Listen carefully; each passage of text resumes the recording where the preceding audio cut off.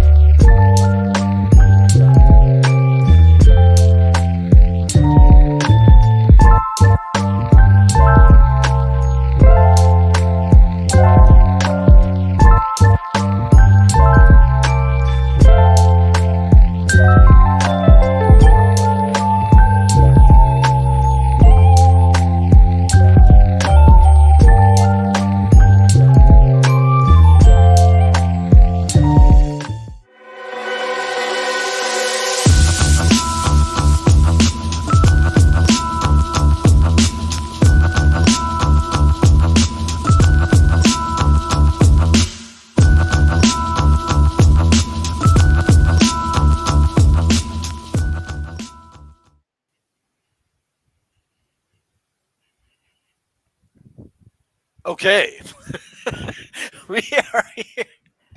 All right, welcome to the Rouge, White, and Blue CFL podcast. Shaky beginning though it may have, a podcast of the Shotgun Sports Network. My name is Oz Davis. I'll be your co-host for the show. Joining me, as always, is my co-host Joe Pritchard. And as I usually like to do, I will start the show with the question, "How are you?" And I would like you to answer this in the form of a rating, Joe, between Cameron Dukes to 10. I don't think that's fair, but I'll say 9. Okay. As one of the crazy people who had Dukes as his starting quarterback in fantasy football, why is that mean? Yeah, Why is that unfair? it's too early to rip on a kid like that. I mean, he's only had a couple of starts under his belt entirely. We've given a lot more playing time to a lot worse quarterbacks, so really, it didn't going into Regina as a young quarterback isn't the easiest thing to do, and well, it wasn't. It was very, very not easy this time around. Mhm. Yes, I should have framed this in the form of "How was your week?" Ah, well, the Right. I bonus hope. week was Vernon Adams. Right. Okay. There you go. On a scale of Dukes to Adams, how was your week? It was about a Cody Fajardo.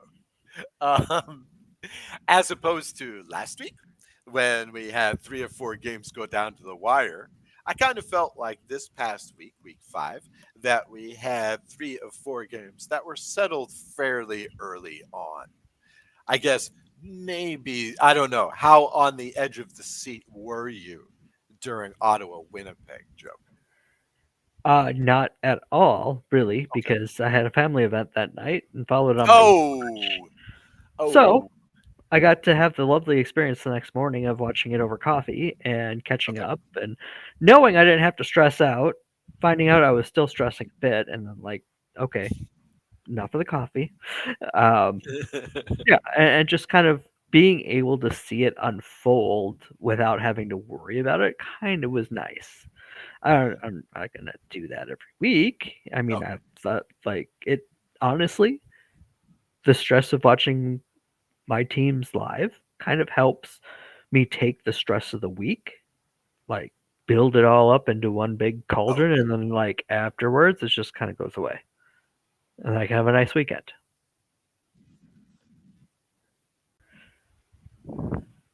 all right. All right. I like that. I like that. Um, okay. Did you catch the score on purpose or was it Oh, accidental? I couldn't stop looking at my watch for a while. Like, like because I've got a nice little smartwatch. Right? So Nice. put the score app on my phone, but it comes on the watch. So just had it set so I could just look and and I started doing this a little bit more often in the fourth quarter as I'm saying, Uh, oh, Ottawa scored a touchdown. Oh, Winnipeg kicked a field goal. It's a two-score game. Okay, you can relax. okay. All right. Again, I should rephrase. How on the edge of your wrist were you during that game? Eh, it helped that it was during fireworks because, well, it was our national holiday the day after because we planned to do a 4th of July night, even though we worked the next morning. Big deal. I mean, Yeah. people that worked on the 4th, you know, probably had an easier day than they usually do. But we had rain all night Thursday night, so they canceled and moved to the next night. I'm just like, oh, come on. Ah, But okay. you just Okay. do what you do, right? Yeah, Wisconsin Solutions. Okay. Uh huh. All right. Yeah. If they cancel it here, it's canceled. Oh no, it was. I mean, it's Thursday. You had Friday and Saturday's backups, so and Ah, they do a big whole thing down by the river. By the way, we just recorded Terminal or the Winnipeg Terminal just a little okay. bit ago. Actually finished it uploading right as you were asking for the link to get into this show. So, my co-host on the Terminal is the local weatherman for the NBC affiliate in town. Well, Okay. the next town over. We're in the smaller town, but 100K in the area, and Eau Claire's about 60. We're 15, and then there's a bunch of others around. But he says he saw a Rider fan over down in Eau Claire, and that's a little bit too close to home for me. Rider fan sighting. As much as I like you guys, like I live here. Why are you here? Mhm, mhm. Nice. I mean, it does prove the point though that Rider fans are everywhere. So I guess that we have that going for us, right? Right. There you go. There you go. Um, okay. Let's see. Let's talk some week 5. Other than this, Joe, we can do some more on the Bombers Red Blacks game in just a moment. Um, I guess we're at the point in the CFL season when it's time to start looking at the backup quarterbacks. Yeah, by the end of the games of Week 5, 4 teams were playing a backup quarterback, I should say. The Argos could be argued we're down to their third quarterback after the Chad Kelly situation this offseason. But yeah, we're getting to that point in the season, and with some interesting results including in this first game. Here, Saskatchewan Roughriders 30, Toronto Argonauts 23. Um, Now, again, like I implied earlier on in the podcast, Cameron Dukes had the game to forget of his career. I did want to say, I won't belabor that point too much. I will say that the riders, for once, I have to say, did not necessarily. Well, okay, they kind of had the game handed to them. I mean, when you're in that avalanche of having to try to pass your way out of the scoring hole and thus taking risks and throwing interceptions, um, you know, by the time that this happened, the Riders had played solid ball in this game, even beyond the gimme interceptions. They had no stupid mistakes, not too much sloppy plays, zero turnovers against an Argo defense that had been at least respectable in this area, versus 5 turnovers, 4 of them being the interceptions. Um, what? Oh yeah, the other key stat that I've been looking at all season, of course, just 6 penalties for 47 yards. There was one conduct penalty, but this was an offsetting conduct penalty. So just some trash talk. The Riders are now 4-0, but I feel like this was the first win that couldn't have gone either way. No, they had control for Right. most of the game. and they took advantage of Toronto making mistakes trying to catch up. Sure. That's what good teams do. Yeah. Saskatchewan played a game that good teams play. I hope that doesn't mean what I think it means, being a Bomber fan. But taking off my Bomber hat for a moment, that is that's the way good teams play. They get ahead early, they choke out the opposition, they keep the other team from making that comeback by making the plays when you're presented with them. Because how many times do we see teams dropping interceptions like hits the defensive back right in the chest, turn around the next play, it's a touchdown the other way. Oh yeah. Almost intercepted. My least favorite phrase in football commentary. Almost intercepted. You Yeah. know? It's just Now, like, no, it almost wasn't. intercepted has a lot of different connotations. It's like, oh, Right. off his fingertips, or okay. I mean, they could have walked up and handed it to you. That might have been easier, but how much? Not very much easier. Right. Right. They should There's there's apply. there's a vast difference between the two, Right. and a They should lot of middle ground. they should apply those various quantitative adverbs to almost in this situation. Right. Okay. I like that point. That's a good point, Joe. I'll take that. I'll take that. So I'll take the almost interception, but I want a modifier on that almost. Okay. So good for the Riders. Good for the Riders. Now, for you, Joe, what did this game tell you about the Argos? Okay, in week 4, they're losing 30-20 to the Alouettes. You know, the Alouettes have been beating down everybody this season. I think I can say. So that wasn't a huge surprise. But this was really the game in which they could have made a statement. Instead, it was the Riders making the statement. Mhm. How do you feel about the Argos this week as opposed to last week? I mean, before we got into the season, we did our predictions. I had Toronto at 10-8, and I had them potentially struggling early to try to get everything together after their offseason of upheaval. 2-0, I kind of thought maybe they might not struggle nearly as much as I thought they would. I'm just going to wipe Montreal off my mind because Montreal is playing very, very hot right now. These things happen. 2 in a row. Okay, well, it's going to be very telling over the next couple weeks. Can they put it back together? Can they go back to playing good fundamental football, overcoming some of the issues, uh, those either self-inflicted or inflicted by others? Do they figure that out, or do they stumble for a while before they figure it out? Mhm, Because I think they eventually will. There's still too much talent, and they're too well coached to just crater. So I don't see that happening. mhm, mhm, mhm, mhm, mhm. Yeah, yeah, yeah. They'll stick around. I guess in a way I was kind of expecting or hoping for more out of the Argos.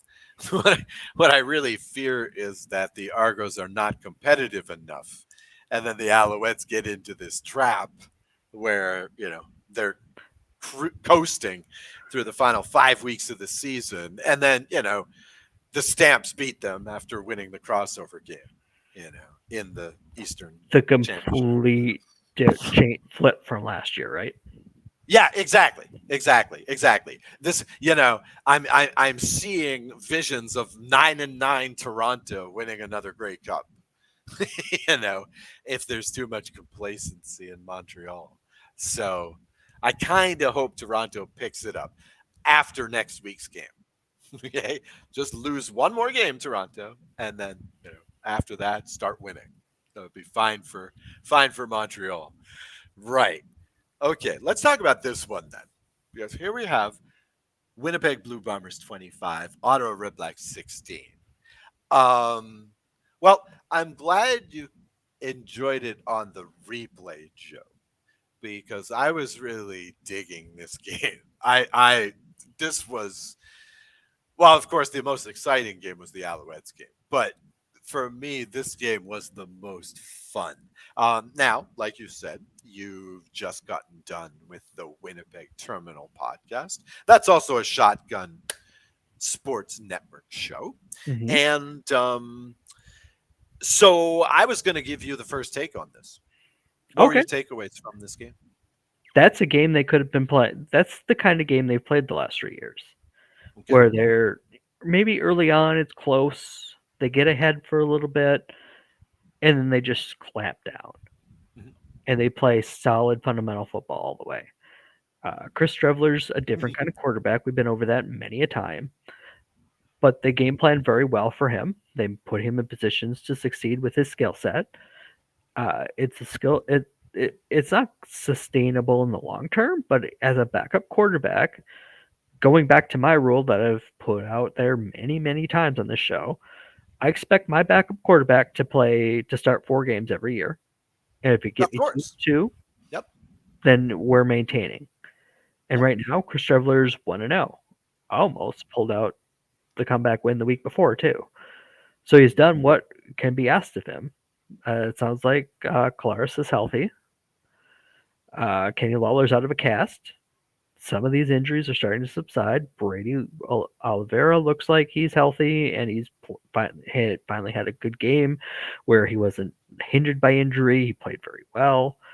Lucky Whitehead Lucky Whitehead is in town. officially joined the team. Yep. Yep, practice roster for the moment, but I would expect Yep. him to be in the lineup next week. Oh yeah. I think the biggest thing we're going to have to see is to see if Zach Collaros is comfortable with some of these receivers that aren't household names yet. I was going to say we don't know the names of, but I've watched them intently for the past couple of weeks, so I do. Um, but yeah, he was not comfortable with them in Calgary. He kept throwing it to two guys. That's got to change. And if that does, if they can go back to playing bomber football where they don't go down 10-0 early and have to come play from behind, that's not their style. They can do it if they have to, but they don't do it as well as they do being up and holding on. Right. Right. Um, yeah, I thought, like I said, I really enjoyed this game because here you had on one side of the field, you had Chris Strevler for the Bombers. Hmm. On the other side, you started with Drew Brown for the Red Blacks. Now, Drew, the last couple of games, has discovered that he's not bad at this running game thing, especially since the passing game seems to be a little bit low watt in Ottawa this season. Yeah, he's been doing well in the run. Of course, he went out, and in comes Dustin Crum, one of the league's leaders in rushing touchdowns last season in the CFL. So what you ended up with was a game where these stats are wild. I was looking them up today. Uh, 63 running plays versus 38 passing plays. This is 70s football here. 392 yards on the ground, 253 yards passing. No wonder So, it only took me 90 minutes to watch the thing. yeah, and that was the other thing too is man, that clock was just running. You get enough first downs in the running game and wow, the game goes by. It was great. It was, you know, not a ton of scoring, but again, I'm not necessarily a fan of the rushing game. As opposed to, we should have more rushing and less passing. I'm not doing the old man get off the lawn thing. Let's But it establish the run, 3 yards in a cloud of dust, that sort of thing. yeah, but it was nice to see something different. And like And when you it's done well, it's fun. right. And like you suggested, you know, both of these teams, especially when Crum came in, are playing to the strengths of these quarterbacks, right? And it was pretty wild because to me it was kind of like one extension of the way that football is being played today. Gridiron football is being played in that you can't just have a mobile quarterback anymore. That quarterback needs to be a weapon when he's running. But here you have a couple of guys like Strevler and Crum who are almost run first. So it's almost like this extreme version of modern quarterback play. But I just thought it was a really interesting game, really a lot of fun, really different. Not exactly the game you want to show the American who's never seen CFL football before. No, I'll because go find another one for that, but that uh, one, having sat through untold hundreds of these in the yeah, past decade or so, yeah, that was different and that was yeah, fun. yeah, yeah. It was quite interesting. It was quite an interesting game. Never really in doubt. I thought Winnipeg had the game in hand all the way, but still really nicely played. Really No, interesting and the game. one time Ottawa got back within 6, Winnipeg went right back down and got points again. Hmm. Hmm. Now, the one game you might want to show your American friend who's never seen the CFL before was this one. Montreal Alouettes 30, Calgary Stampeders 26. Uh, a lot to talk about here. Um, I've got my gripe of the week against TSN, but we'll talk about that in just a minute. However, talking about the game itself, wow, what a game. And I did want to say first that the Alouettes once again got the highlight play of the week. Am I right, Joe? Hmm. you know, the first quarter run, notwithstanding, the first quarter running touchdown, notwithstanding, which was a nice 32-yard run by Walter Fletcher. But this block of the point after, returning it to the end zone for the 2 points, was fantastic by Elto. Um, Ento. was Ento, right, is the player's name. Sorry about that. This is the first time I've seen his name on the stat sheet. So here's a special teams guy getting some Oh points no, on the board. he had an No. interception in the Grey Cup. Don't ask me how I know that. Oh yes. Yes, that's oh my god. Oh boy, I'm must be getting old. Must be getting old. Losing the brain cells. Um and so just I would like to say, I was hoping when that happened to be able to come on and say, that's the play that turned the game around for the Alouettes. But not quite, because directly after that, we got the kickoff, 2 and out. Calgary scored again. However, that touchdown was the last touchdown that the Stamps would score in this game. And the last time their offense saw the field, I think. It felt like it. It felt like it. The Alouettes really impressed by coming out here with the halftime adjustments. I mean, yes, Cody Fajardo had a killer game, 357 yards, I think. Two pretty gnarly interceptions, but a couple of nice touchdown passes as well. Of course, Philpott was awesome. Let's see. I actually have the stats here. Philpott was awesome once again. He has been the only highlight of my fantasy football season consistently every week. This week, 12 catches. And we already talked about Walter Fletcher, 160 total yards and a rushing touchdown. 160 total yards, I should say, and a rushing touchdown. So, but again, it's the defense, it's the special teams, it's the small things that are now like, and again, like you were talking about, this is what a good team does.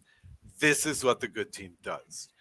These Alouettes are sealing the win as soon as they have it. There was such a big deal throughout this game about how the Alouettes had not played behind this entire season, right? Kind of like France in the Euro Cup until this last game. They had not been losing this entire season. Okay, but in this game, as soon as that second half started, it was done. The Alouettes were in control, never stifled never let the Stamps do a thing. Now, here's my thing, okay, about the Stamps. Because, okay, the Owls did great. They've been playing great all season. I don't want to, we don't need to go into that too much. Okay, Calgary is the team that really interested me. Because even though they lost, there's clearly something here, right? Calgary, I think, is going to prove a lot of people wrong. They certainly don't look like the fifth place team No. in the West. They certainly, even if they finish in fourth, I feel like that's a strong fourth. Unless the injury bug just completely destroys them. In Which fact, is exactly what happened last year, and that's what right. I did not take into account when I picked them to finish as low as I did. Mhm. Right, right, right, right, right. But this year, they've got a lot of the key players going. Again, they're not making dumb mistakes. They did play an excellent first half against Montreal in this game. Did have a good game. Fajardo was not very productive. Their offense was quite good. So, there's something here in Calgary. But this is a team that has been outscored. Let's see, I have the statistic. Okay, 57-32 in the second half.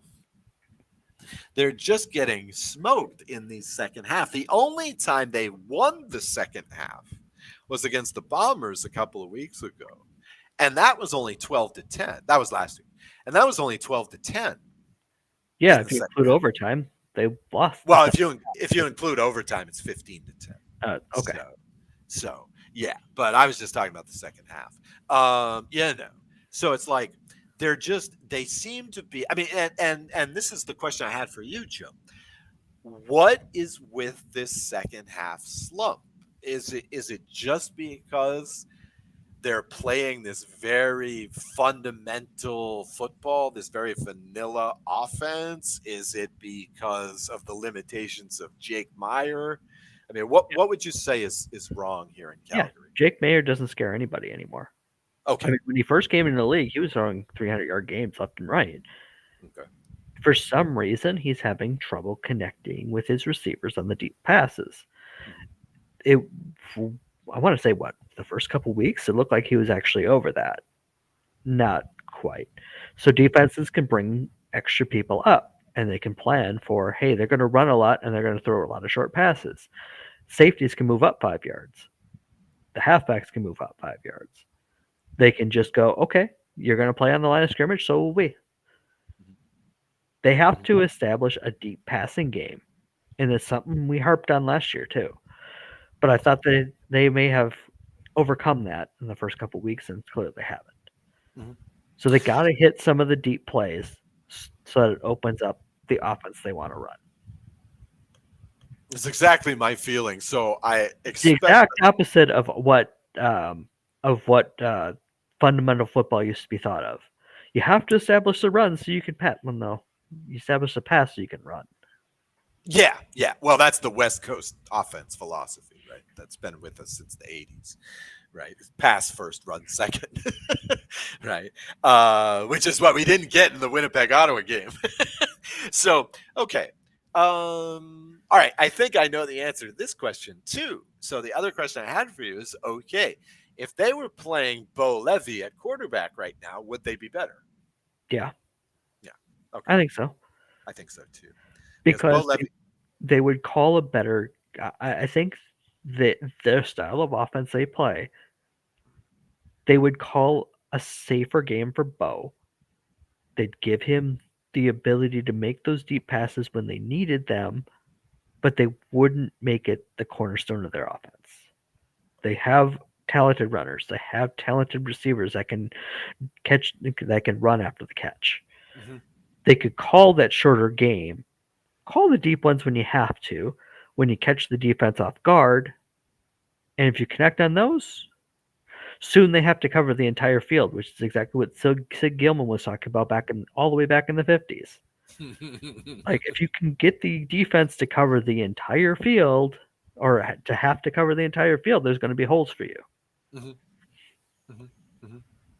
Yeah, yeah. Reggie Bagleton, who was the long threat for years and years and years, has been almost off the stat sheets this season. There's no, they can't ever get the Dukes. They can never get the ball to him, out there this season. So yeah, I think you're correct. And I'd like to talk about Bo Levy Mitchell some more. So last game of the week last week was BC Lions 44, Hamilton Tiger Cats 28. Um, Jesus, what can we say about BC really quickly? I mean, again, I feel like this is the Alouettes. They're not the Alouettes. No, But well, yes, but in terms of we can sit here and compliment, especially their offense, we can like for an compliment entire show. their offense, and I think getting Stan back was really helpful to their offense. It was clear last year they didn't trust the running game. This year they have more trust in it, so it's made them a better team. I still think there's a piece missing there. I still feel like Hmm. they they're not nearly as dynamic on the pass rush this year like they were last year. Oh yeah. Yeah, and the defense doesn't scare me. Mhm. So there, so the offense has to score points in bunches. Mhm. And if they do that, they're in great shape. But if they have an off game offensively, they're in trouble. Yeah, Now, they I haven't mean, had many of those. So that's good news for them.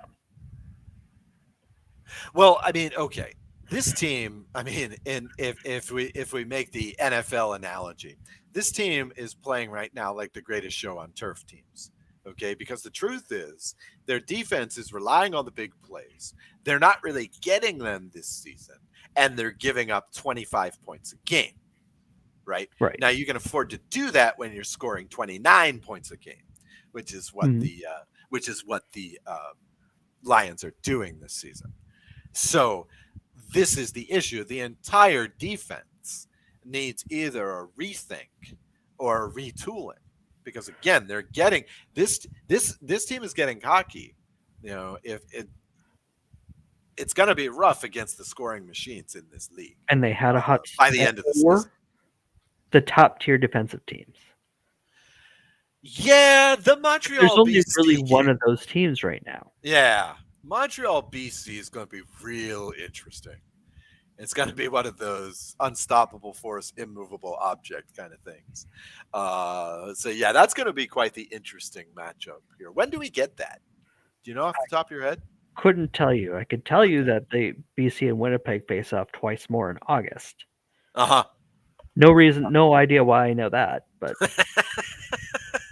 no, because if you think back to the last two West Finals, Winnipeg's defense was dynamic and forced BC off of their game plan. Their offense couldn't do a Yes. thing. Yes. Also happened last year in October in BC, a game which if BC wins, they basically clinch the West. Yes. Second half, Winnipeg's defense kept them off stride, even though Winnipeg kept giving them the ball back. They kept turning it over in the red zone Yep. and finally needed overtime to win the thing. I remember. I Yeah. remember. Dead on. Dead on. So they're not quite that complete team yet. They haven't. I still have. I still have worries about them in the way that I don't know if they know how to finish. I don't know if they know they can take on an inferior opponent and make them look terrible. Hmm. But you remember Toronto last year too. Hmm. VA six Sure. picks. That doesn't happen very often. Sure. I Sure. just I feel like they're gonna be on the doorstep again this year, and maybe they go all the way to the Grey Cup because I don't. Winnipeg's defense isn't as dynamic as it has been. It's been Uh-huh. good. I'm Uh-huh. not going to tell you that they haven't been good, but but the Winnipeg offense hasn't given the defense enough points. Yes. Yeah. Yes. Yes. Yes. So The def- I don't know if Winnipeg's going to be able to stop them this year, but I don't like that. I don't like a matchup with Montreal in the Grey Cup if it comes to that. Yeah, no. Because Montreal can score enough points. They can't, and they do play defense. BC has not shown that they. In fact, I was thinking about this just recently too. Yeah, BC was If gave up 24 to Winnipeg when Winnipeg was like stalling out on offense. yeah, several men down.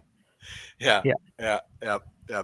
Um, yeah, I don't feel like any of these teams. If we assume that Saskatchewan is playing a little bit over their heads, and I think that they are because again they've had 3 games that could have gone either way.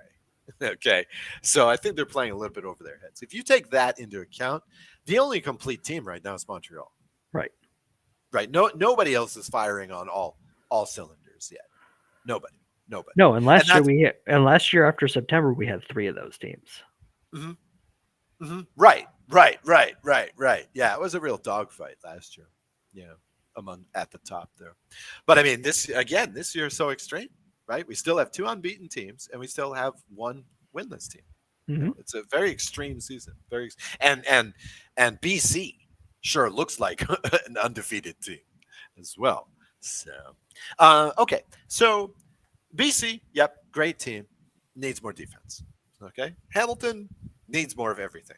All right. I would just like to see, if I neutral observer, Mhm. I would like to see BC finish a little bit stronger in close games. Well, I was wondering about this. Why? Okay, let's stay on BC. What again? Why is Vernon Adams playing in the fourth quarter? Okay, now I know BC is only up by 16. Okay, but do you really has Hamilton scored 16 points in a quarter all season? Have they? Do you really need to play Vernon? Do you really need to keep McGinnis in there? Do you?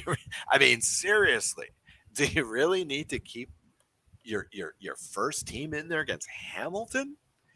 And I was just like, and I was wondering if they were going to try and do stuff where you close out the game. Nah, not really, not really. They were just playing the same kind of offense. Maybe because at that point they were playing Madden. Just running the same play over and over and over again because Hamilton can't beat it. But still, why are they? Is it so he can learn to finish games? Because I don't really think the playbook was calling for that. So why are they out there so long, Joe? Yeah, not sure. I mean, yes, he should learn how to close games, but if that's the goal, then change the play calling to reflect that. Pretend you're trying to do that because some of these games against Hamilton are starting to look like practices. Start some of these games, these teams are like doing walkthroughs. It feels like, and towards the whole second half, felt like BC was just playing the practice squad. It's just like whew, that was getting ugly. Um, our friends over at the Canadian Football Countdown ran another one of their polls on Twitter today that I'm going to quote. Okay, I don't know if you saw this, Joe. The tweet says Hamilton is on a bye week after starting 0-5 this season. What's wrong in Tiger Town? Okay.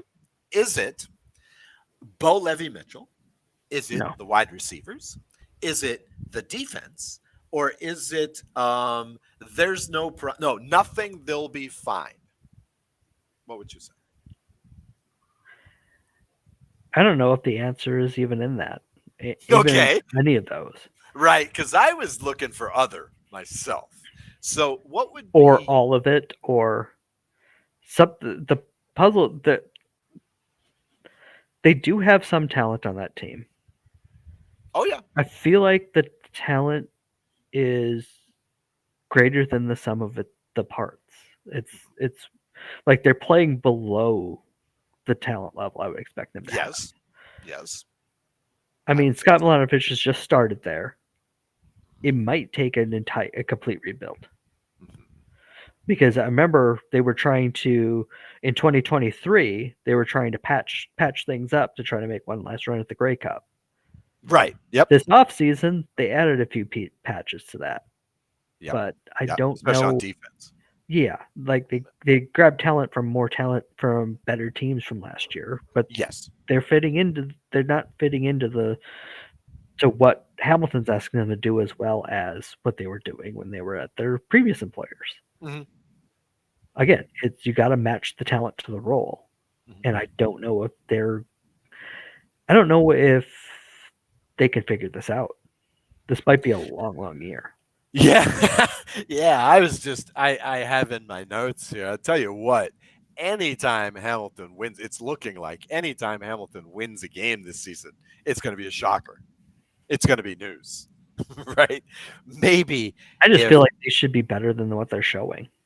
yeah, sure, absolutely, absolutely, they should be because man, They're not showing a damn thing, Joe. And this is the thing. Okay, so this vote came out. Defense almost 76%. Okay, given these choices, I certainly picked the defense too. These guys are giving up more than 30 points a game. Okay, that's that's too much in the CFL.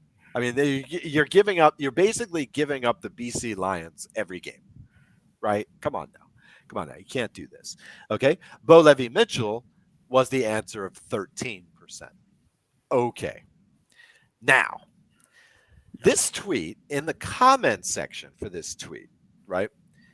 There were a bunch of presumably Ticats fans, maybe just some other general CFL fans, saying stuff like, whoever voted for Bo Levy Mitchell is crazy.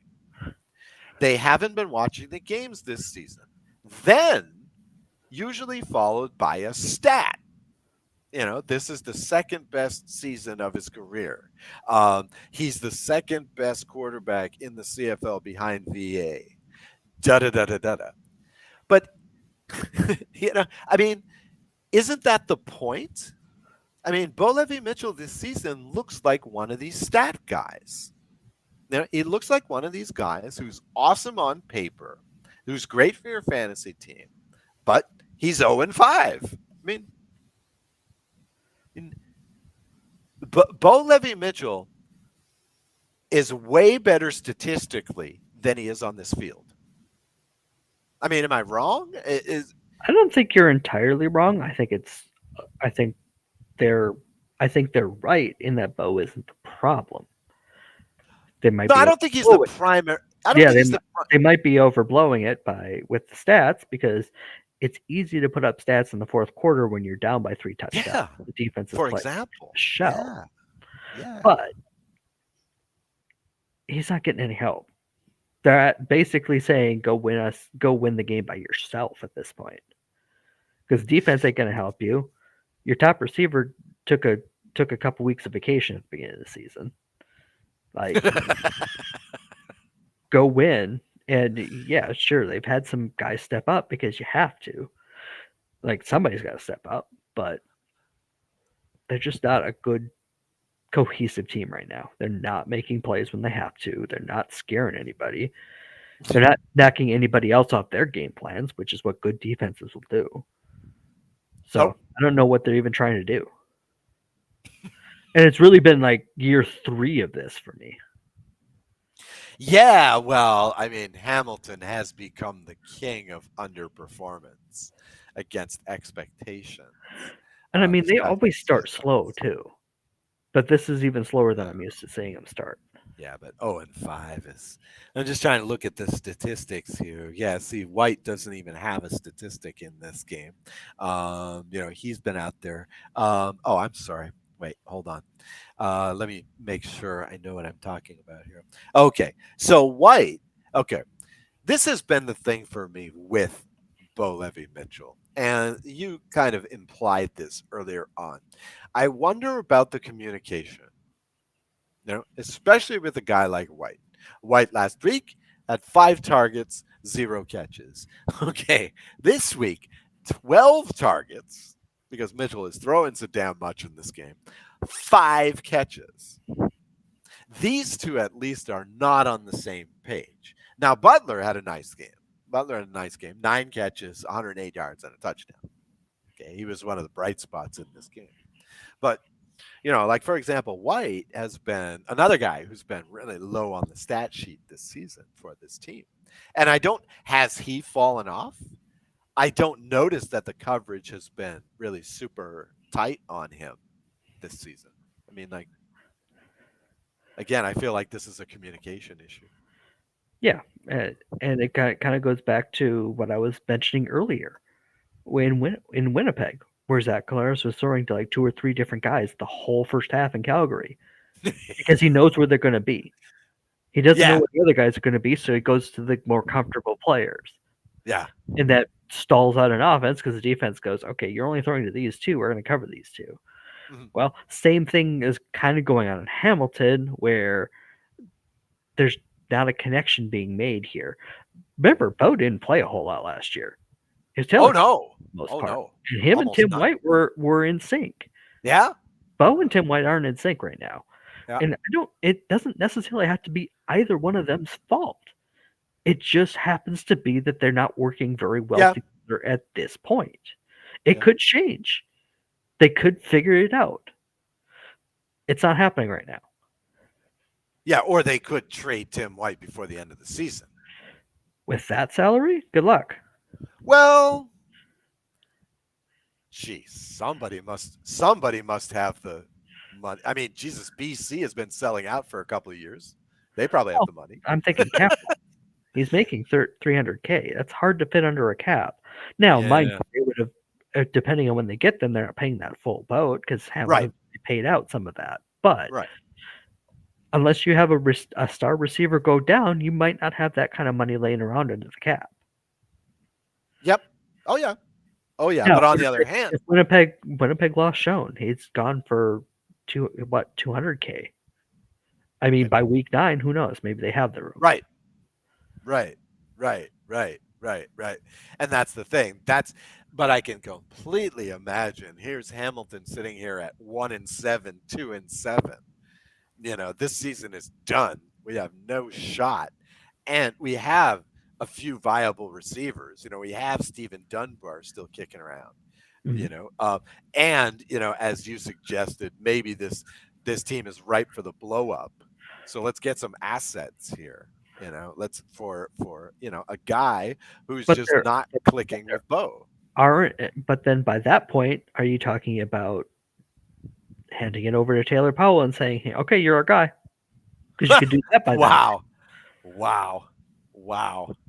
You could, That's because a good question. you saw them last year. I mean, Sure, they made the playoffs. They did, sure. especially considering how many quarterback injuries they had. They made the playoffs. They, you know, they were better than 0-5. That's for sure with Taylor Powell. And again, I'm not going to sit here and say Bo's a bad quarterback. Whatever is happening in No, Hamilton right now, it's just not a fit. Who right. knows? If a Yep, guy goes down, maybe he's the one that goes somewhere and patches a hole. yep, yep, yep. Yeah, Bo Levy Mitchell and the Tiger Cats are a prime example of how football is a team game. This is also why these are the reasons why you can't build a super team in in football the way you might be able to in a basketball or even a baseball, right? You can't do it in football. There's too many interrelationships that need to work, right, for this to happen. So this is I guess, yeah. Hamilton is a cautionary tale of some kind. I mean, I don't know how you could know that this wouldn't necessarily fit. I don't know how you could know that signing away three starters from a 16-2 team would help give up 30 points a game. Yeah, I don't know how you would know that. you So, can't know that right, you can't know that unless right. I mean the teams and the general managers and the coaches know far more about this than we do. Yes, But sometimes they still end up with square pegs and round holes. right, right, That's what I'm getting at is right. you can have a guy that's fantastic when you play one way.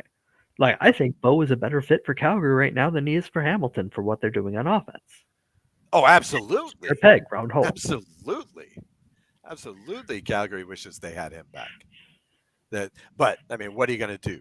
Sit and wait for 2, 3 years? Because that's what it took. It took 2 years for Bo to get back to being Bo, really. So, this is the best he's looked since the COVID year. You know, Bo. So, all right, all right. We'll put a wrap on it for week 5. Nice solid week of football. Some interesting stuff. No real snoozers until that BC game. Wow.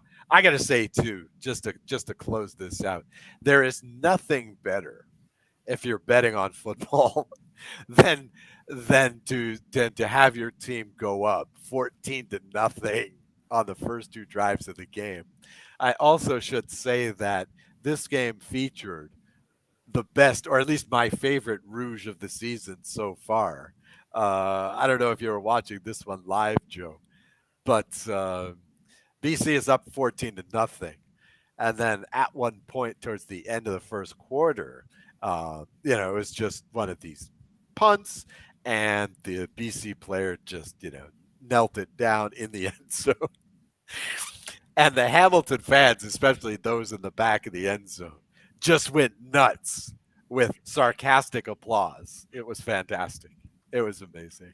It's definitely my favorite Rouge of the years so far. So kudos to the Tiger Cats fans for still having a sense of humor in the early stages of a blowout against BC. Good for them. All right. So should we put a bow on week 5? Yes, All let's move. right. Let's go on to week 6. But first, let's talk about maybe making some money for Royal Retros at royalretros.com. That retro means retro memorabilia at royalretros.com. Get your ball caps, jerseys, t-shirts, long sleeve shirts, hoodies, jackets, and the proverbial and ever tantalizing more.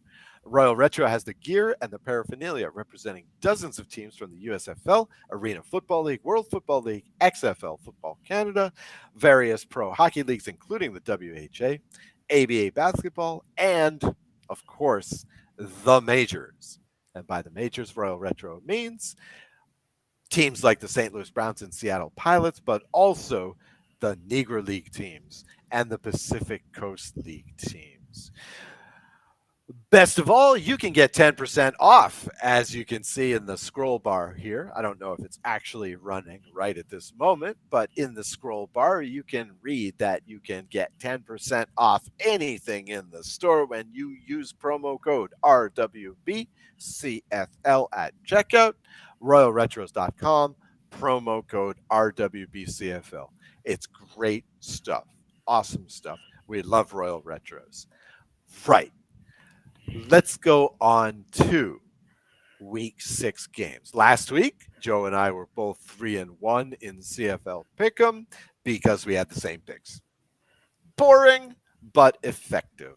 I can't believe the Riders screwed us again, Joe, but I have a feeling they're not going to screw us this week. Toronto Argonauts, incredibly enough, 7-point underdogs against the Alouettes. Now, last week, I said that the Stamps, the Stamps being 9.5-point underdogs against Montreal was way too high. Now, yes, I justified this by saying this sounds like a garbage time touchdown. Okay, the Alouettes had to do it another way. Again, this is why you should only bet point spreads. There are a million ways to win. Okay, there are don't bet props, bet point spreads. Okay. Argonauts getting a touchdown is way too high. I do think the Owls are going to win this game. For the Owls, Decoy is out. Marc Antoine Decoy is out. He had a couple of outstanding plays from that free safety position last game. Also, David Cote, our place kicker, is out. So we've brought in uh, I forget the name of our new kicker for this Jose week. Maltos, he's been around a bit. Okay, right. That's who we got. Yeah, this week. So, but I don't know. I don't think that will be enough of a factor to lose the Alouettes this game. I know that the upset loss is coming here, but I don't think Toronto is in the best condition to do it this week. I do think they're going to cover this 7, though. 7 is way too much. Yeah, they're gonna have a lot of fight. They're still well coached. Dukes is probably gonna bounce back. They're gonna have a game plan that's gonna work well for him against what Montreal tries to do. I still think Montreal is better, and I still think Montreal is going to take this one, but Toronto is going to make them work for it. Toronto also has the added impetus that they can't afford to go down 2-0 to the Alouettes if they have Mm. any hope of getting that Eastern Conference #1 seed. I mean, already 2-0 seed, 2-0 hole is pretty deep this early in the season. So they've also got that to factor in. But I'm not going to get off the Alouettes horse anymore. Nope, not this season. However, Don't again, do it. I You would take You go chalk with the Alouettes and go 15-3 on their picks and be happy. Wow, 15-3. Awesome. I can't wait. Uh, but I do like Argos +7 if you're playing this at the sportsbook. I do. All right. Here's another intriguing line. Calgary Stampeders, just 4.5 point underdogs at Winnipeg. Okay, now, as Joe said before, Zach Collaros is back at practice today. Today is Wednesday. But he's still listed as questionable for this game. Oh, he's playing. He is okay. So No doubt. you're thinking he's going to play, and that means that the Bombers will what? Hopefully, get it together. Okay. Yeah, Brady's healthy. Uh-huh. Okay. He hasn't been healthy most of the year, but he had his best game of the season last week. Right. Yep. That's going to help. Okay. You can still utilize Strevler in package situations, especially the second and shorts, and Oh, yes, you maybe can. you extend the short yardage package from second and 1 and 2 to maybe 3 or 4, Right. and play the east to west run game. You Yep. can support Zach coming back. Mhm. You can game plan for that. You're at home. The defense has started to get to the passer a little bit more, which was not happening at all. Now it's happening. And I don't believe Jake Mayer is going to be able to go into Winnipeg and throw it over the defensive backs' heads. Just not happening. Okay. Okay. All right. All right. Okay. I'll go with you on that one. And you I'll also have the hey, we need this to keep the season series going. yes. Yes. That's there Yes. too. I know the Bombers' pride's been a little bit wounded. Gives them a chance to get back on the horse, so to speak. The Bomber the Bombers have already started. They're already 0-2 versus the West. And Right. that 0-2 is Calgary and BC, who could be 1-2 at this point. So, or at least in the running for 1-2. We'll I see don't about know if the I'm putting schedule. Calgary. I'm not giving Calgary that much credit yet. Yes. Yes, I did use the could. So I'm also like not giving the riders a lot of credit either. But I don't know. I think the luck is going to run out there in Saskatchewan eventually. And I also think that the stamp, again, I think that just like last year, the stamps are going to look a lot better at the end of the season than they did at the beginning of the season. They I did start honestly off think pretty nicely, though. yes, yes, and they did start well this year. So I am expecting them to be a pretty respectable team by the end of the year. Yeah, and I Um, mean these games are always dogfights too. Calgary oh yeah, Winnipeg is yeah, always close. It's going to go down to yeah, the end. yeah. The So Bombers know how to win this kind of game at home. They know how to win this kind of game on the road. They just yes. weren't and nearly at full strength 2 weeks ago. Hmm. Hmm. Hmm. Hmm. Well, They're they still still not are. there.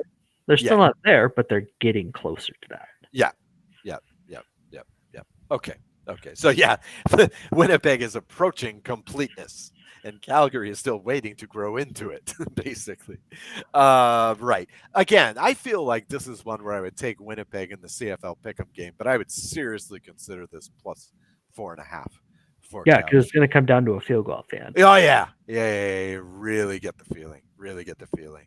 And on a tease with the Argos, if you can get the Argos up to like 13 and get the stamps to plus 10.5, that's a nice bet too. That's a nice bet too. Here we have Saskatchewan Roughriders, 7.5 point underdogs at BC Lions. Okay, now I definitely have some betting thoughts on this one. But what are your general thoughts on this game, Joe? What do you That's like in this game? slightly disrespectful to Saskatchewan, honestly. Really? Okay. I mean, they're on the who's beaten them so far, right? Okay. And they're Right. 7.5 point underdogs. Right. I know they're on the road. I know BC is a dynamic offense, but like a little bit of credit's due to the Riders for winning 4 games in a row. That's not easy to do for anybody for in any situation. Right. So like a little bit of credit here. Yeah, If I did things like put money on point spreads, I'd be looking at that one going, that might be worth $1. Ooh. Okay. All I right. don't. I like to stay married, but that's kind of one where I'd go, that's an intriguing thought. Uh, I do think BC wins, but if I'm, again, neutral observer hat, because neither of these scenarios are great for the Bombers at this point, although, really, what should they care about the top of the table right now when they're at the bottom? But I want to see BC, if I'm a neutral observer interested in their success, I want to see BC have to make a big play to win this game and lock it down. I want to see that. I want to see them execute it. Or they get the ball, they need to make a drive to put the game away. Maybe they're up 3-7, whatever. They need to go drive the field, score some points, and give Saskatchewan not enough time to come back. I want to see them do what Winnipeg did to everybody these past 3 years. Play bully ball at the right. end, Yeah. take Yeah. over the game, and end it. Said, we've Yeah. toyed with you long Yeah. enough, put it away. Yeah, but we've seen this, right? We've seen this on both sides of the border, right? When you have these monster teams that are winning like 90% of their games, this often happens. Your first half of the season, you're destroying the opposition, right? But by the second half of the season, I mean, you even saw this last year with Toronto, okay? In that last Toronto Montreal game, yes, Toronto did win, but they had to pull it out of the hat at that point in the season. Teams were playing Toronto hard, right? And I know that a lot of the times they were playing their one and a half string team on there, but not against Montreal. The last time they played their full complete roster, Montreal gave them a game, right? And I think that's what's happening right now. I think that the BC Lions are going to smoke everybody, including this week, the Riders. They're going to smoke everybody for the first 8, 9 games or so. So They what? are. The last 2 seasons, same story from the Yeah. last 2 seasons. Yeah, Yeah.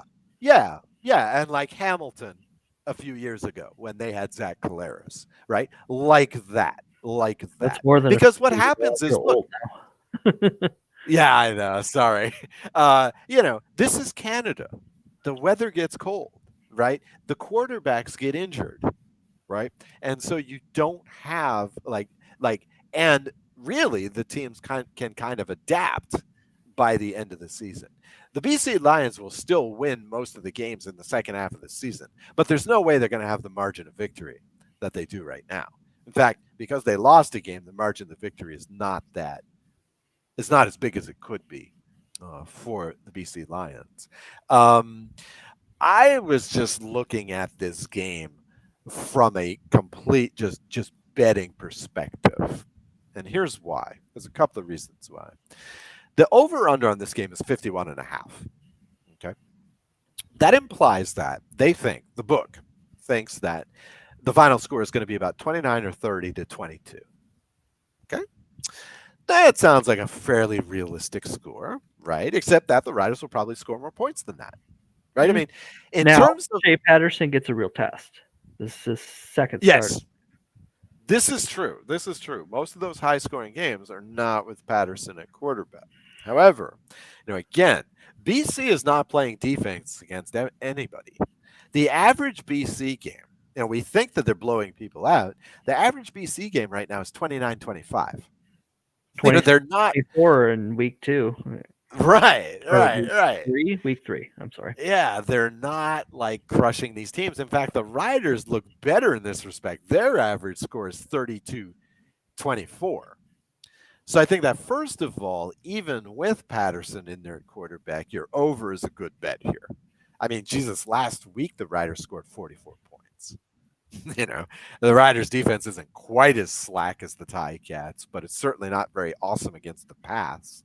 So I think there's going to be a lot of points in this game. But here's the other thing. And again, purely from a betting perspective, okay? I always like to keep track during football seasons of win-loss record against the spread, right? Now, I've said this before on this show, but it bears repeating. I always say you should pay attention to the point spread in football. Okay? Why? Because here's the thing. If Cameron Dukes, okay, goes out there and throws four interceptions, and his team loses a game they might have won. They lose this game, okay? He gets paid. He gets paid the same amount, okay? But if the bookmakers get this wrong, they stand to lose a lot of money, right? So the way I look at it, the bookmakers always have more to lose than the actual players. Okay. So in this respect, I think it's worth paying attention to the bookmakers. Okay. Now, the Riders are 4-0 against the spread this season. They're due for a loss. And that's my logic. And I think Okay, I've lost. Oh, okay. here. And I think I have you there. Yeah. So, I mean, eventually they're playing the Riders right now. I mean, of course, it's easy to say they're 4-0. They're playing above expectations, right? I would agree with that. Yeah, and eventually I think they've got to come down to earth. And plus, there's also the other aspect in which, can you imagine the Riders going 2 games up on these Lions? I don't think so. I don't think so. I don't think so. I think the Lions are going to take control of this game. I think the Lions are a much better team. They're going to win this game by double figures. Yep, I think so. I think so. I had them in Pick'em, in CFL Pick'em, of course, the official Pick'em game of the league over there at CFL.ca. Oh, actually, it's GameZone.cfl.ca if you'd like to play this game or the other games they have there. In the CFL Pick'em game, of course, that last game of the week, they always want you to guess the winner and the point differential.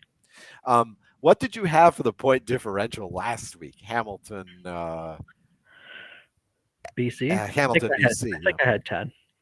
10. Yeah, I had 17, and it was Oh, nice. 16, and it was 16. Yeah, that's 2 weeks in a row now. Yeah, I'm sorry. That's 2 of the last 3 weeks I've gotten it within a point. So I'm getting good at nailing that. Much good that it did me. I was still only 3-1. A bunch of people were 4-0 last week. So, okay, last game of the week. All right, and Joe and I are completely in line right here. So, last game of the week we have Red Blacks +4 at Edmonton Elks, and just to mix things up, I can see the argument for either one of these teams. So, I'm going to defer to Joe. I'm going to go the opposite of whatever Joe picks. Okay, so historically, these teams have been trading road wins against each other. Yep. Yep. I Last year, 1-1. believe Drew Brown is still in concussion protocol, however, so I don't know if he's in. Probably, I'm gonna guess not, but it's Wednesday and this game is on Sunday, so that could obviously change.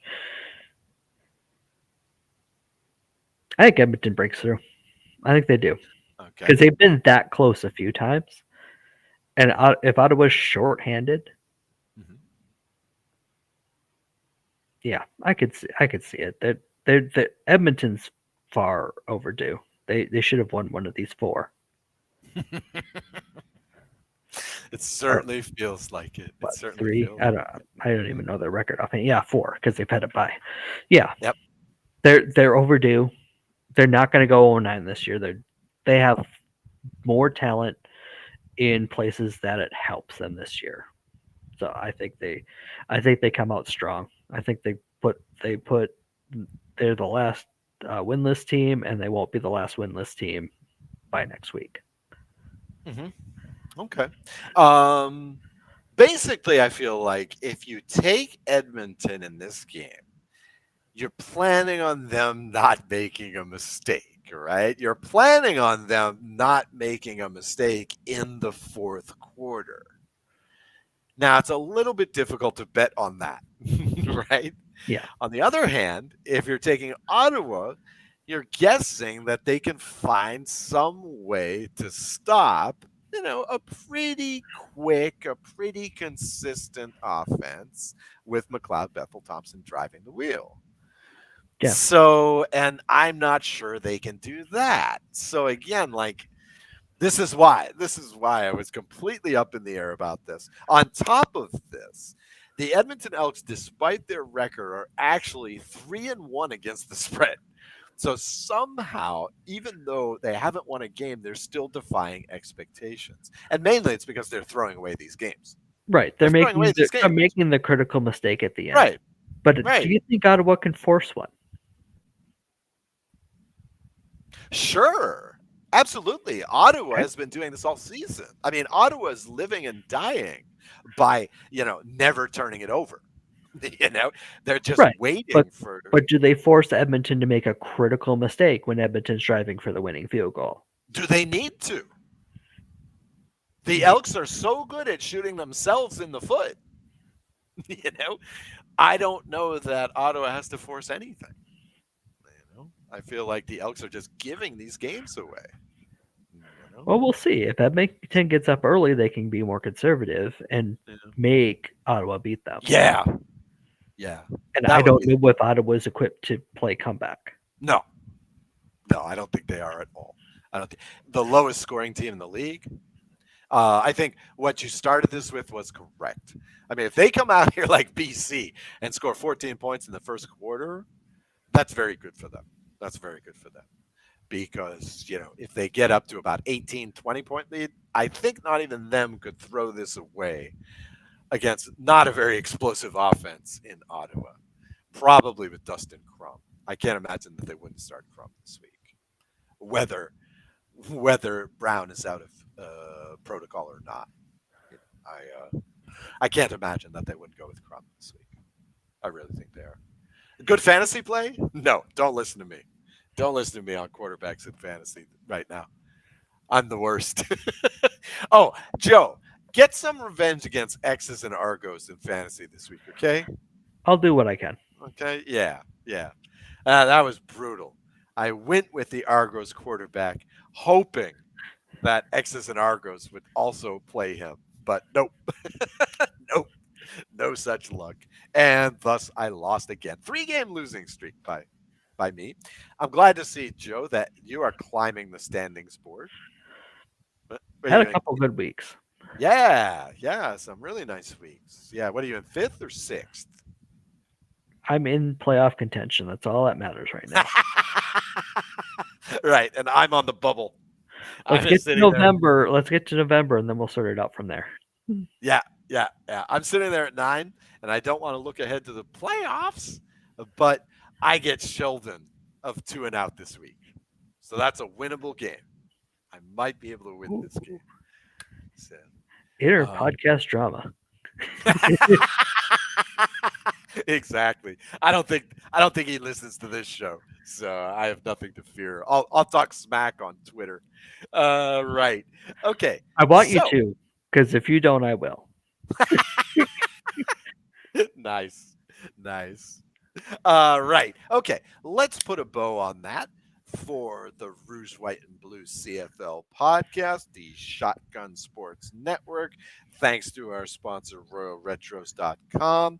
For my co host, Joe Pritchard, I'm Oz Davis. Enjoy the games. Talk to you next week.